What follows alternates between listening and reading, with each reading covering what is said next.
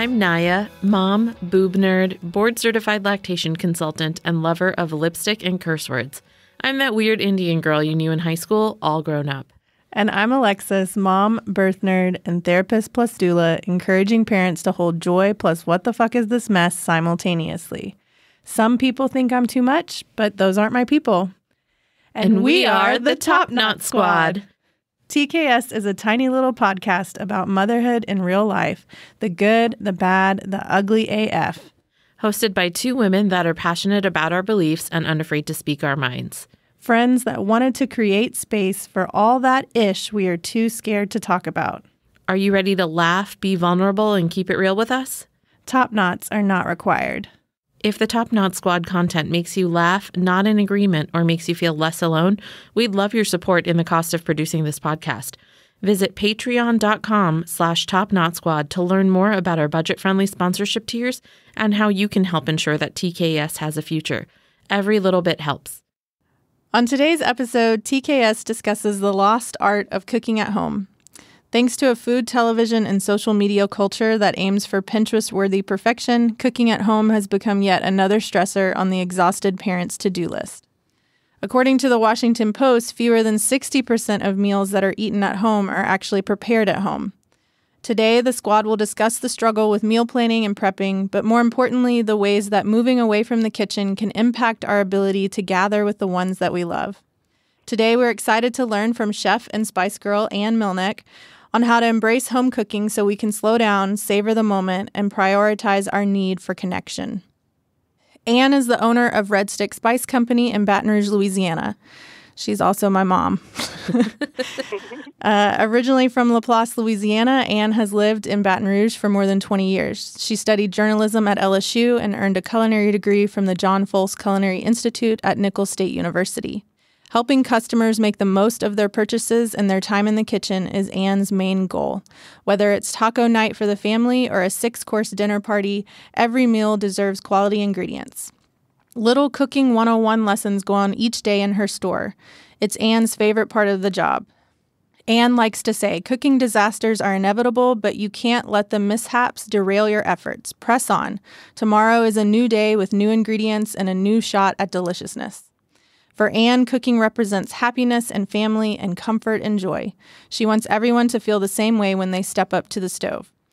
Ann serves as board president of the Crohn's and Colitis Foundation, Louisiana, Mississippi chapter, and hosts the annual Guts and Glory pop-up dinner.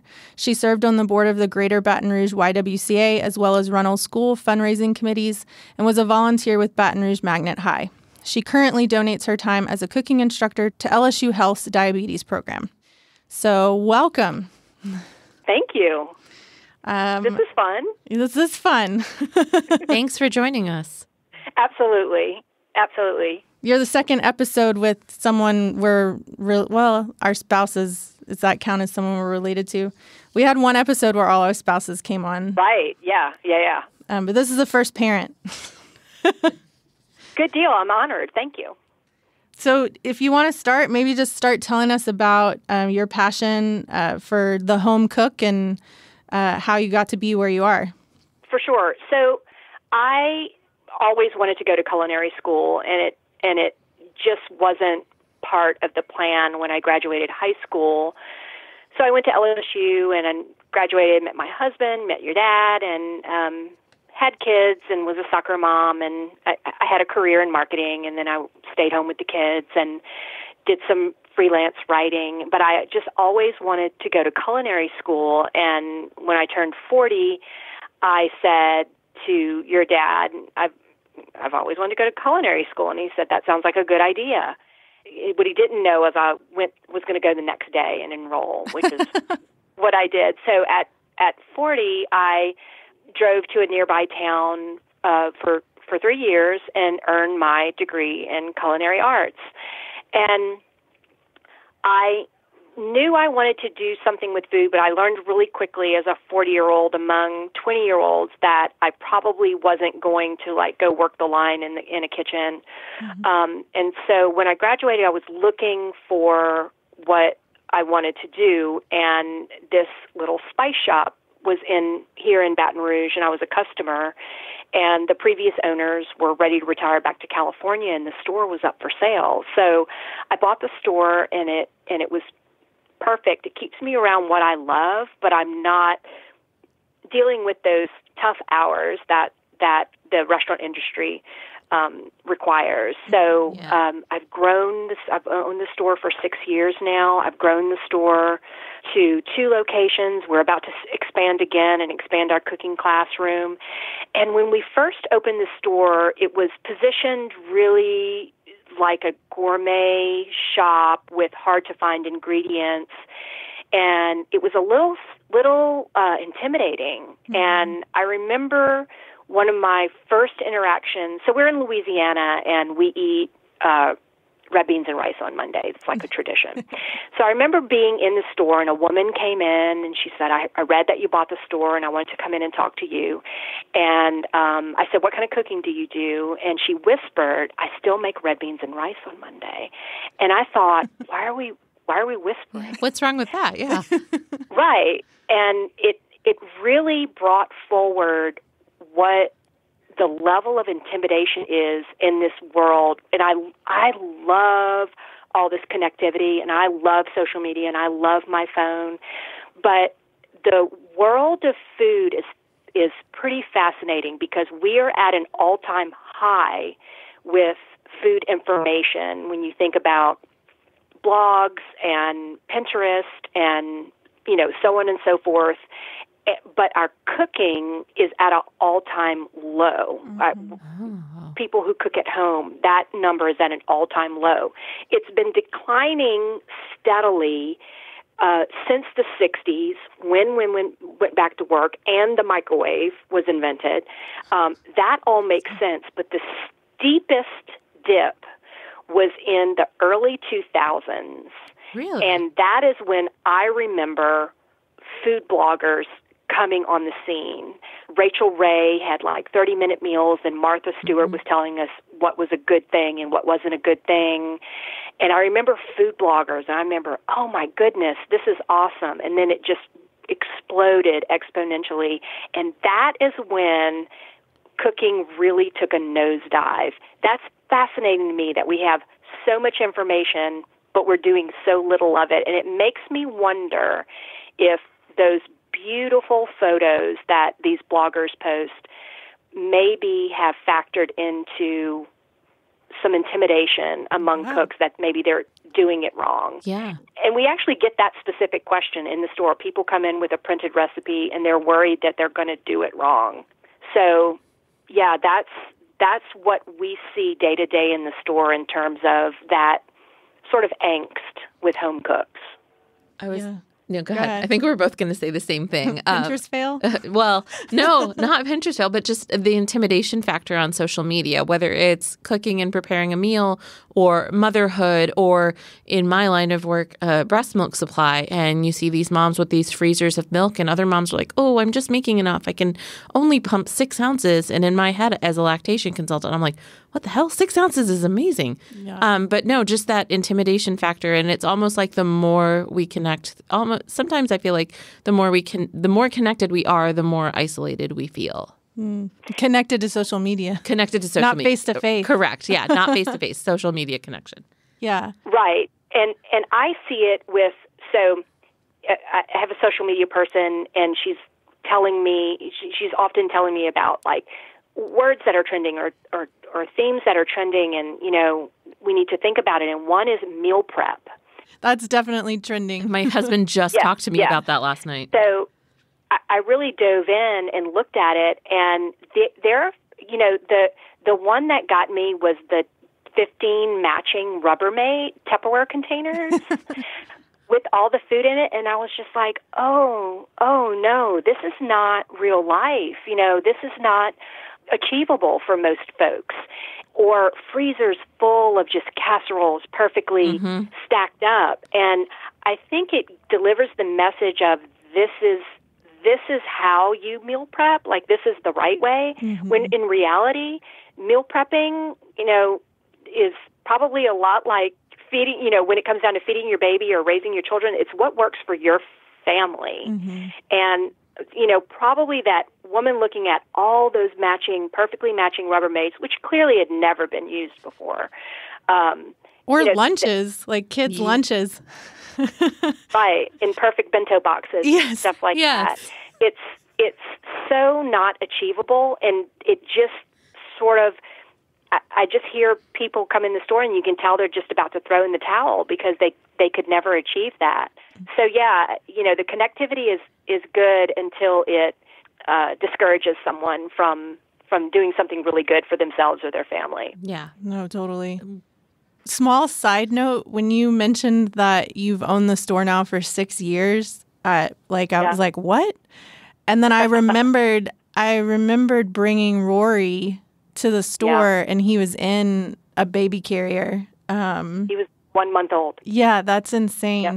I can't believe that. Anyways, random. But yeah, so tell us more about this concept of gathering and why we need to be disconnecting more in order to connect.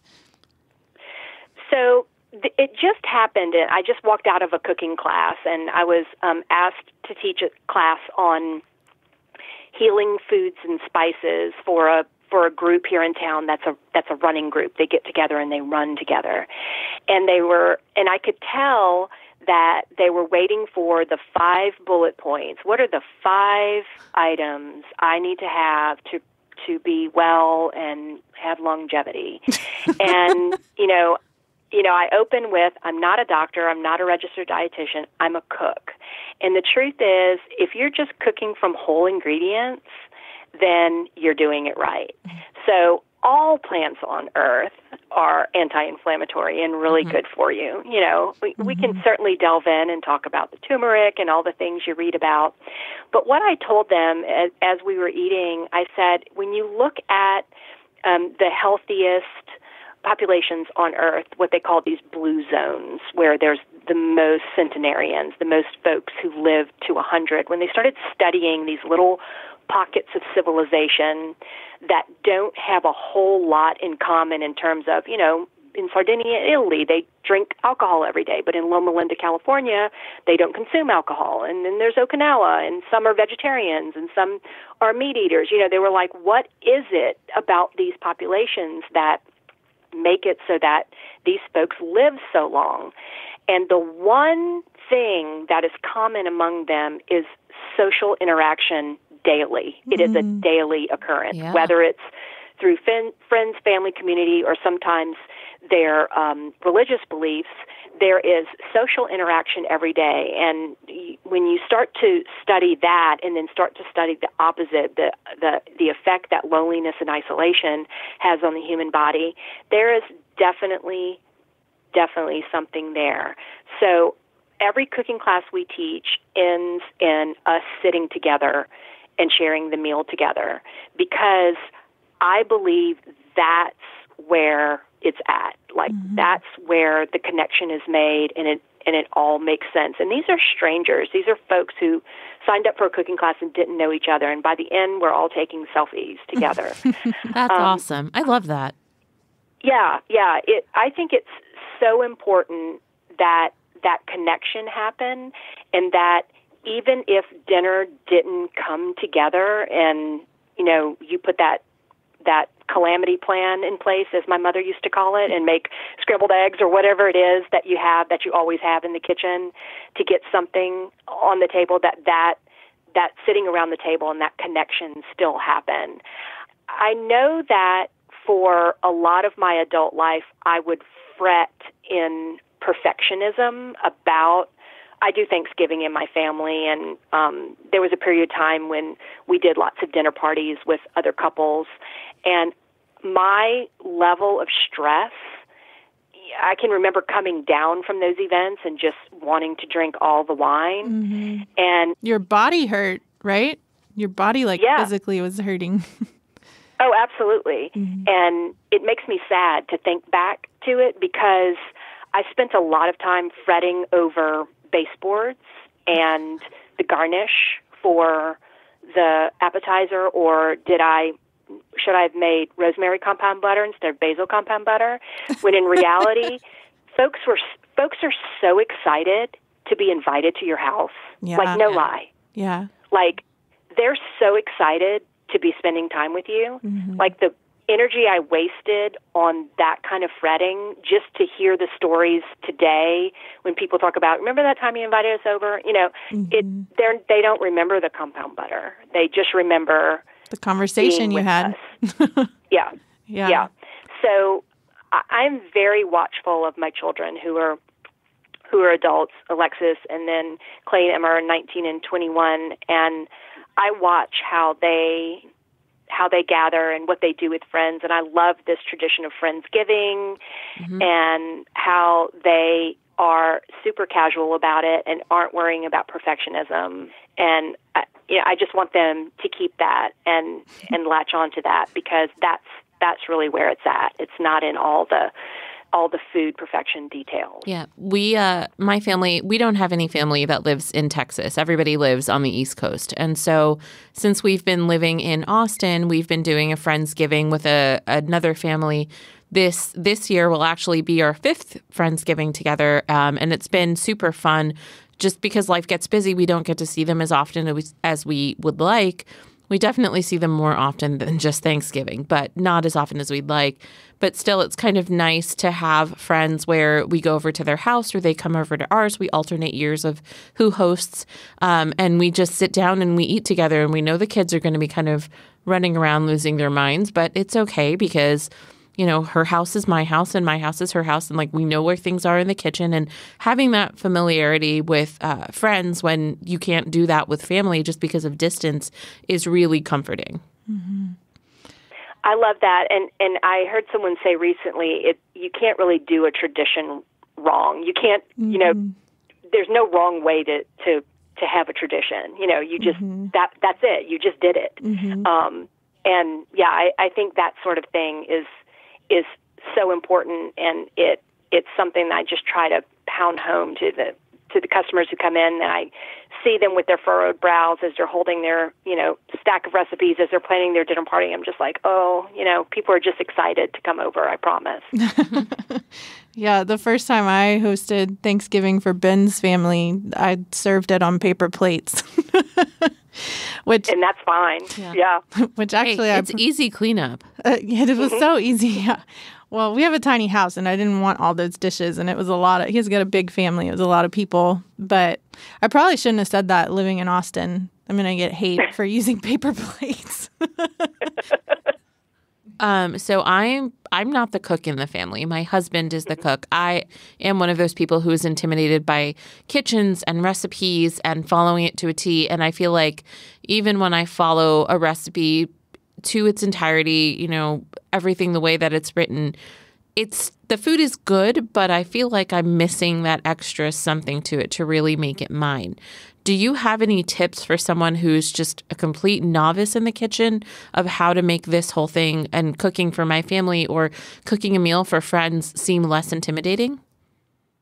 First of all, I think you're probably being too hard on yourself. I'm sure I am. Yeah, I bet it was wonderful.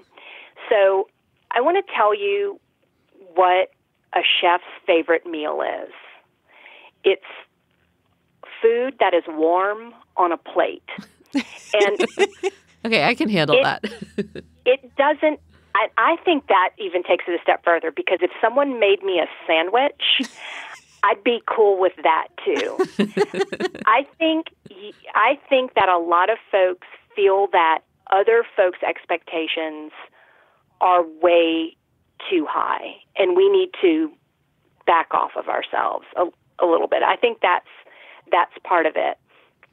But I also encourage customers, there's nothing wrong with trying new things and going out there, but sometimes you need to cook the things that are very, very close to your heart, maybe your childhood, maybe something you grew up with, or maybe something your mom cooked. And there's something about mastering those dishes. I'm very, very passionate about where I grew up, the Cajun Creole background that I have. I teach it. I do cooking classes around it. Every time I teach it, and I never walk into that classroom thinking, I've done this a million times. I can't believe I have to do this again. It's never like that. I like fully embrace it. And it's interesting. I learn something new every time. I think centering your cooking around that, around what you do know, because there is something you do know. Yeah. Centering around what you do know and then going from there is where I know I find, like I talk about when I'm working and I get in the flow. A lot of times it's from that place of what I grew up eating, what my mom cooked, those very, very core dishes that make me feel confident when I start branching out. That makes perfect sense. Thank you. Yeah. Although I have not mastered a roux. I burn it every time. But I'm not scared of jambalaya, red beans, and like crawfish etouffee. So, hey, take what you can get. We'll get you there with the roux. Don't worry. You got a good teacher. Yeah. What about when folks, their response is, I don't have time to cook? Do you have any feelings about that? I do. Well, first thing is that it's just not, that sentence isn't true. So time is all about choices. And if you look at the big food and home cooking visionaries in this country like Mark Bittman and Michael Pollan, who these gorgeous Netflix series are centered around their work, they, just point to, we have found an extra 4 hours a day to be on social media, and the day is still 24 hours. So we didn't lose any time. We're just choosing to use our time differently. But I am busy. I totally get it. My husband eats scrambled eggs 3 nights a week. There's definitely, I'm in that camp of I don't have time to cook. I started thinking about cooking, and so I have had to change the way I exercise, the way my schedule is. I'm just unable to have this.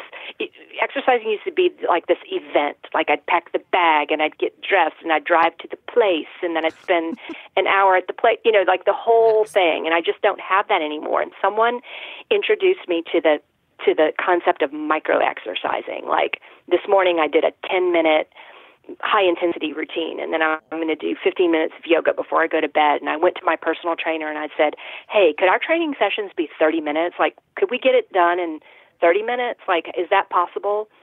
And maybe taking that and thinking about, I'm just making this up, y'all, micro-cooking. So on Sunday, when I was supposed to be meal prepping, because Pinterest told me to meal prep on Sunday, it wasn't that I didn't have time. I didn't feel like it. Mm-hmm. But I knew there were some things I could do that would get me part of the way during the week. And that was just getting a pot of farro steamed and in the fridge. I boiled 8 eggs.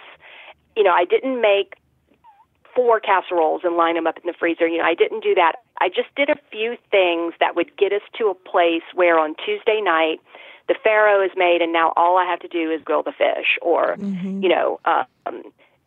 sear some shrimp or something like that. So maybe thinking about it as this daunting thing of I must prepare this entire meal, and I'm exhausted from soccer and work and all the other things.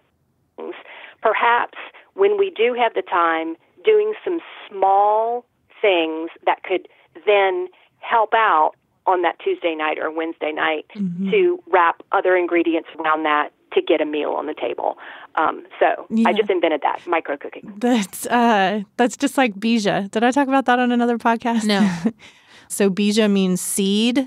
So meaning that you start small and it can grow into something bigger. Mm-hmm. Because it is also true that when you master something smaller, it's a lot easier to amp that up. I was just going to say that the whole concept of micro cooking appeals to me because it doesn't seem intimidating. It's like, yeah, I can get, I can boil 8 eggs. I can boil 8 eggs. I can get quinoa prepped for later on this week or whatever. Yeah. Yeah. Exactly. Did you have another? I saw you writing notes over there. I did. I wrote 2 questions. And this actually rolls into other questions that we have.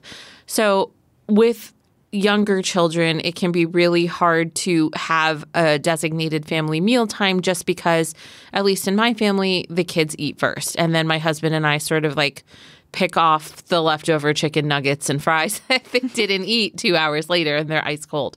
Do you have any tips or any suggestions on how to foster gathering in a family, for a family meal rather, with a family with young children? When I think back to when my children were young, we did not gather every night. It was at best 2 to 3 nights a week. And if you look at all the research, they say that, even doing it sometimes is beneficial. Mm-hmm. I recently had a conversation with a young couple about, they have 2 young children, and same thing. They were feeding them first, and then they would eat. Mm-hmm. The difference, though, with them, and I want you to think about this, so the children would eat, and they would go to bed, and then the husband and wife would sit down. They weren't picking nuggets off the sheet pan, standing at the counter. They sat down to a meal. A lot of times she was using Blue Apron or one of those services, and they sat down to a meal, and she felt it was important for her children to see that they, as a married couple, were connecting, together without the children. And I thought that was such a beautiful way to make sense of that, scheduling thing, where some kids do need to eat at 4:30, 5 o'clock in the evening. Right. They can't wait until 7:30 or 8.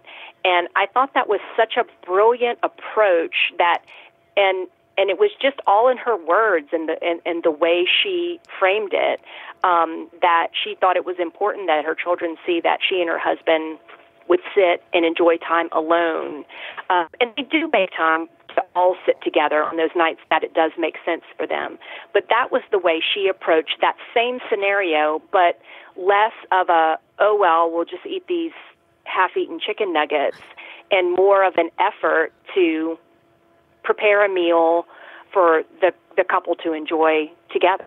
Yeah, that makes a lot of sense. And I think that that's something we could easily work into our lifestyle, because our kids are usually in bed by like 8 at the latest. And so we divide and conquer with children. And so one of us comes out of the bedrooms faster than the other one. And so that person can probably start meal prepping or put the meat on the stove or whatever until the other person comes out, and then kind of finish the meal together.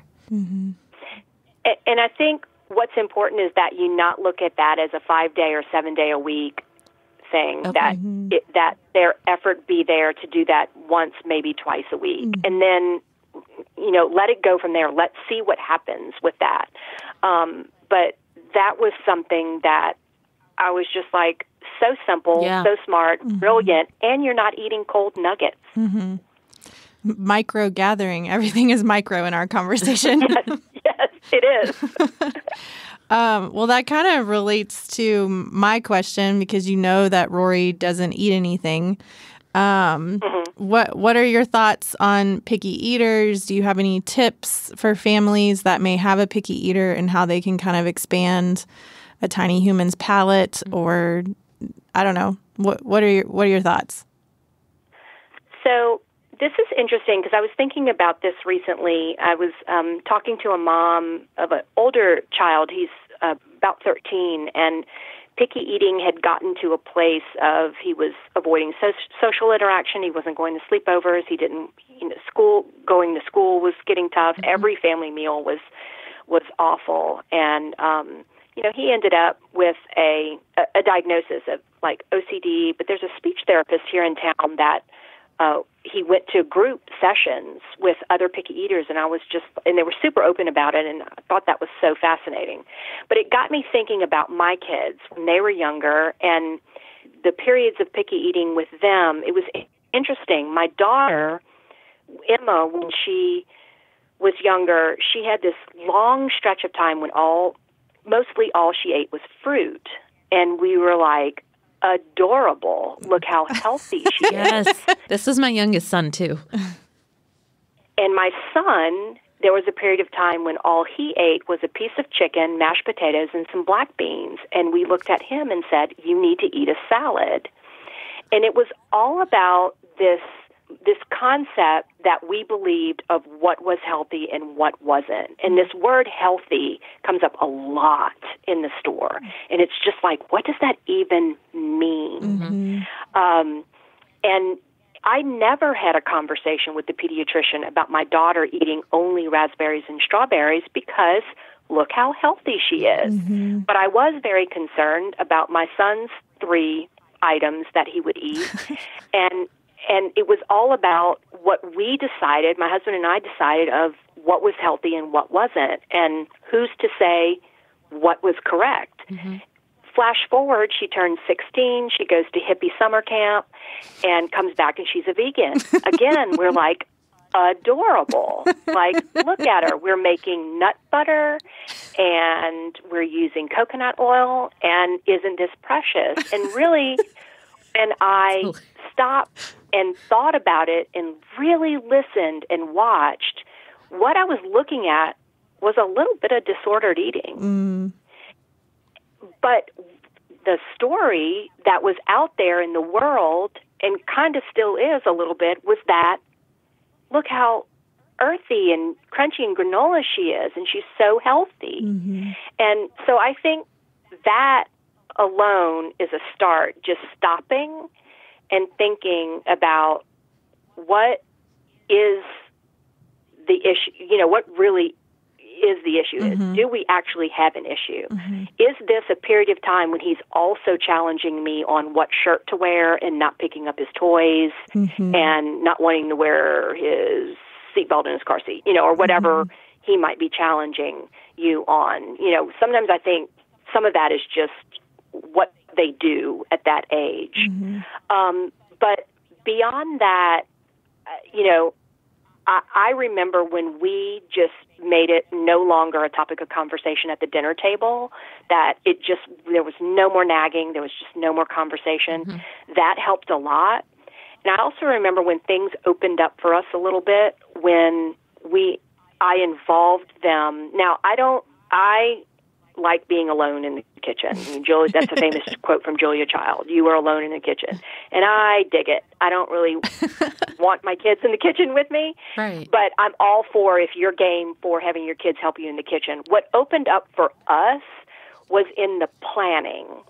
So I started bringing them with me to the store, not big stores with toy departments. I'm talking about, this is pre-Trader Joe's. So small local grocery stores that were more manageable.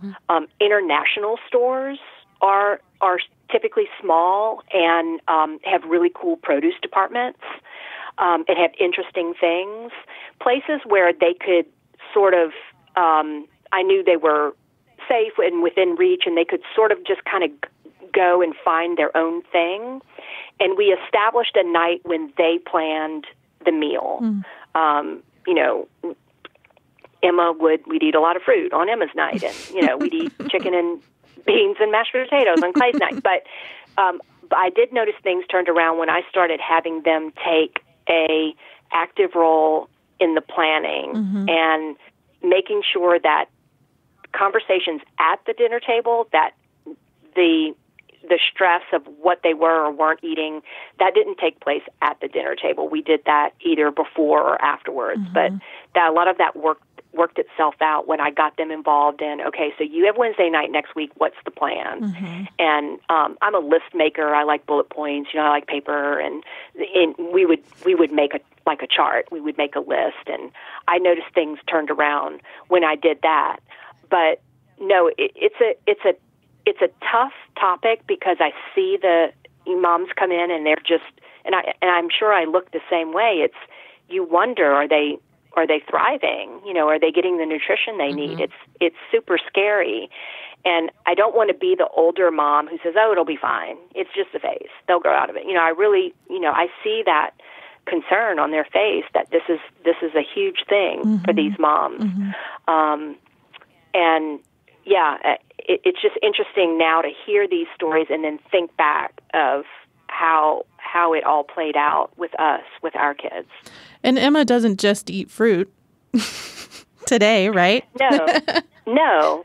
She eats lots of things. And she didn't just eat fruit then either. Mm-hmm. It was a lot of my angst around what I thought she should be eating mm-hmm. versus what was on her plate. Mm-hmm. And, the reading I've done on it says that children are naturally intuitive eaters. Mm-hmm. And they are most likely putting, what they need on their plate. And when you sit and you think about my being so worried about Clay's plate, when in all actuality, a piece of chicken and some black beans and mashed potatoes, it's not so bad. Right. I was going to say. Right. But because he wasn't eating mm-hmm. a big bowl of leafy greens or cruciferous vegetables, I was, because that's what the world was telling me was healthy. Mm-hmm. And I think we all need to question, what is that? Mm-hmm. What is that definition? And maybe what we've decided is healthy maybe isn't what's necessarily right for them. And I can tell you, at least from my experience, that a fight about it isn't going to get you there. Right. Yeah, Ben and I actually disagree about this because for a while now, I've given up. I just don't give a fuck anymore. But he still wants to make him try a bite of something. And I'm like, well, you get to do that because I'm not having this battle. I'm done. And frankly, I think it's a little traumatizing. So I could see that. Yeah, we do no thank you bites too. Or we try to anyway. Ben, did you hear that? She agrees with me. We always make a list of questions for our episodes. We don't always ask those specific questions, and we usually add in others. But I had Ben read the list last night, and he added in his own question. It says, Ben wants to know who your favorite son is. So. Well, I guess it's a tie. It's he and Clay. So, well, I think we're out of time. You were writing so furiously over there. I did. I wrote a couple of things down. But my other question is, how do you foster an interest in cooking with younger children? Because my oldest, who's 8, is really into cooking and he wants to help in the kitchen. And so a lot of times he plays sous chef and he helps beat the eggs or peel a potato, or we don't really let him use sharp knives yet, but whatever he can do without that will keep him safe. But I really like the idea that Anne mentioned about having his input in meal planning and with groceries and taking him to different stores. I know that would really resonate with him, where he gets, when you're 8, you don't get to call the shots in a lot of things. So letting him have control of this and relinquishing the control for myself and my husband, I think he would really get a lot out of it. So that's definitely something I'm going to do. Mm-hmm. And I love that you're having him in the kitchen. That's hard. It is nerve-wracking, especially when you're tired or you're busy. And my experience is that true understanding of the spatial awareness of what's going on with a knife in your hand and the cutting board doesn't come usually till about 12 years old. Okay. So I would encourage you to put a smaller knife in his hand. Okay. What we would call a paring knife might be the right fit for him. Yeah. And in terms of his creativity and fostering that, I would just go to that planning. Let him plan an entire meal for you and your husband. And you guys, you have to eat it. That sounds fun. That does sound fun. Yeah. I know he'd be into that. I guess our last question for you is, can you share with our listeners maybe one go-to favorite family-friendly meal that they can add to their meal prep for the week? Absolutely. So sheet pan suppers, it's big topic now. Search it, and it's just everywhere all over Pinterest, which is hysterical to me because that's called baking. Yes. That my mother did that my whole life. But no, a really cool concept of getting all the components for the meal on the sheet pan. Mm-hmm. So boneless, skinless chicken breast that you have to cut into strips. That boneless, skinless chicken breast takes a little while to cook. So cut it into strips. on a sheet pan with your favorite taco seasoning, strips of bell pepper, strips of onion, and then you can go crazy with vegetables. I've done thin slivers of carrot. You could do asparagus. You could do green beans. Get all of that on the sheet pan, and then I want that in an oven that's ridiculously hot, like 400, 425 degrees. And everybody's like, what is she talking about? She's crazy. But that hot oven is going to caramelize those vegetables very quickly. And then that chicken is going to cook quickly because it's a high heat, but also because you cut it in strips. Mm-hmm. Then you put out the tortillas or the lettuce beds or whatever it is you serve with those tacos. But then folks who are game for loading up on the vegetables can, or the folks who just want a piece of chicken can get that from the pan without it being this my food is touching kind of situation. Yep, I have one of those too. And it allows that a sheet pan supper, and not just tacos, but they go on and on and on. That's a great way to get engagement from the kids about what they want on the sheet pan. And that goes in the oven. You're getting some other things done while that's baking, and you're keeping an eye on it. And then out it comes, and you've got Tuesday night tacos. Sweet. I was writing all that down. She I'm going to add that to our meal plan for the remainder of this week. She was taking Just remember, turn the temp up. 350 degrees is a bill of goods Betty Crocker sold us for cakes. Okay. Oh. You can crank the heat up and roast at a very high temperature, and that's where all the goodness happens. Okay. 350 is not what you want, is what you were saying. Because Betty Crocker said that's what we need, but it's not right. It's only for cakes. Correct. Okay, got it. Cool. Well, thank you for calling in. You're welcome. This was so fun. This was great. Thank you so much. Do you have any resources that you want to share? We can link to anything in our show notes. It's okay if you don't. But yeah. So my go-to for cooking that is based in research and testing and retesting is always Cooks Illustrated. So they have a website. They have a paper magazine that they still mail out, but there's a website, and there is a show on public television. And then for gathering and home cooking and the importance of home cooking, either Michael Pollan or Mark Bittman. And then Michael Pollan's Netflix series called Cooked is, in my opinion, a must-watch for anyone interested in home cooking or understanding why it's important. And I think kids like 10 and up would be really, really engaged by that Netflix series. And then what I think is the new joy of cooking for the kitchen is called Salt, Fat, Acid, Heat. We were just talking about this with somebody. Yeah, that is like the new, like, my wedding gift book that I'm going to, give to folks. That if you are passionate about cooking, and if, what you were talking about you make recipes but they're not quite there, this book is going to have your answers, because when you can master salt, fat, acid, heat in your cooking, you have mastered cooking. It is really comes down to those four things. When they're mastered, that's the dish that you go, oh my gosh, that was so good.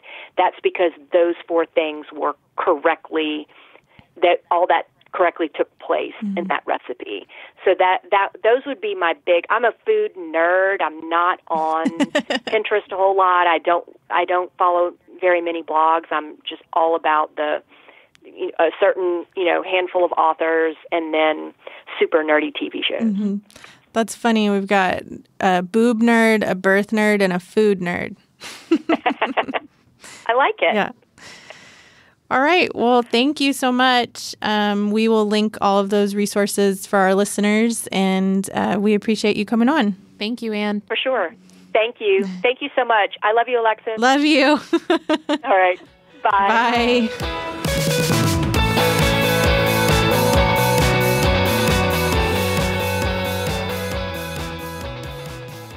Supper time, have you stumped? Let Red Stick Spice Company help clear your head and end the indecision with monthly and quarterly subscription boxes delivered right to your doorstep.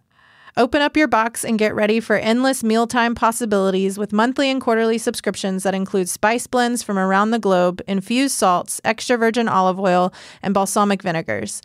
Each box is expertly packed and includes recipes and cooking tips to make use of your delicious and oh-so-fresh spices, salts, oils, and vinegars. Shake up Taco Tuesday and give Meatless Monday a makeover. It's all at your fingertips with subscription boxes from Red Stick Spice Company. Visit redstickspice.com, click subscription boxes, and get ready for inspiration to arrive.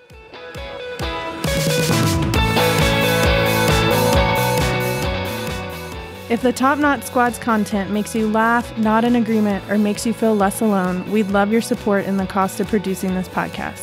Visit patreon.com/TopKnotSquad to learn more about our budget-friendly sponsorship tiers and how you can help ensure that TKS has a future. Every little bit helps. If you like what you hear, then be sure to click the subscribe button in your podcast app. While you're there, leave us a review. You can find us on social media. Just search for Top Knot Squad. We welcome your feedback and love making new friends.